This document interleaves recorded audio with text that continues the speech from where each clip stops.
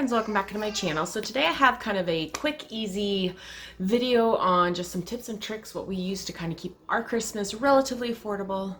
I don't know about most of you, but this year's been kind of an interesting year financially for us. So we have been working on discovering ways to basically learn how to handle our budget shortfalls and also still enjoy the season, because it's important to me that my kids still have a good Christmas, even if life is a little bit crazier than, I'd like it to be. Don't mind my baby. She's totally fine. She's in her little pack and play, or she's in her little jumperoo, and so she's making a little bit of noise, but what can you do? Here is kind of my system now that we have 4 kids, kind of keeping Christmas relatively on a budget. And some of these might be things that you can totally implement. Some of these might be things that you think are kind of crazy and won't do. But I figured I would just put out there kind of what we're doing so that you can kind of have an idea, and maybe it can help you guys in your decision making for Christmas this year.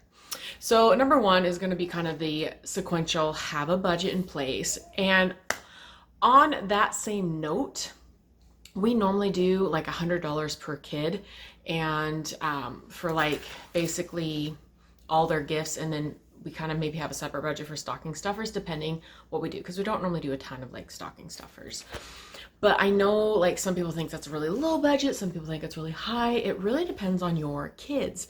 So I have ages 8 through down to, it'll be 8 months whenever we get to Christmas. So price, like what kids are into, vary so much. So we might have to fudge out a little bit more this year depending on what we want to get for the kids.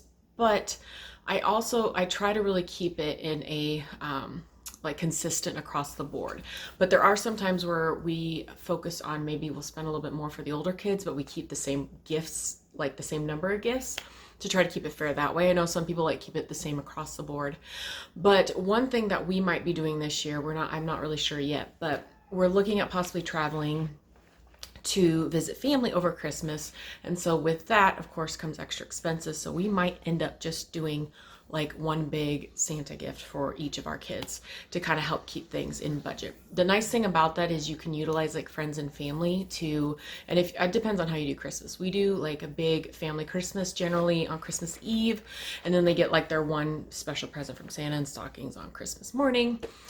So what we've decided, well, we haven't fully decided to do this year, but kind of keeping a budget really helps us kind of stay on task. And you know what we even do sometimes is we like take it out cash and like put it in an envelope, and so that's, when it's spent and spend, because it's really easy with all these deals, and of course they're going to try to get you to buy as much as possible. So it's hard to make sure that you are being honest with like yourself and your guys' budget. And no matter what budget you have, you can obviously do something for your kids. So tip number 2, we have this little poem that we normally do. We're not big on like buying like 10-20 presents per kid. I find that ridiculous. Some of these people that have like trees that are like overflowing with gifts, it just is crazy to me. The poem goes: something they want, something they need, something to wear, and something to read. Now we have a ton of books. One of my kids has like a ton of books, and another kid has like not very many, but she can use her sister's books. So we might kind of fudge it a little bit. We kind of do, if we don't do the poem, we do what we call like the 3 gifts for like the 3 wise men, just to kind of keep it simple, keep it consistent, because we don't want it to be all about the gifts. I feel like gifts are great, and I love Christmas. I love getting Christmas presents, but I don't feel like, filling the tree with tons of gifts is always worth it, I guess. So one of the last things that we do to kind of help make Christmas more affordable is we focus on like doing things as a family and kind of making events a big deal. We tend to bake like cookies together, and that's kind of a big thing in my family. We used to do it growing up, and we actually used to go Christmas caroling. We don't really do the Christmas caroling so much anymore, but I do still bake and give away to friends and family. We also try to do, like, we still drive around, look at Christmas lights. That's obviously a social distance friendly thing you can do this year. And there is like certain events that go on around, I don't know if it will be this year, that have like Christmas events, and we try to utilize those.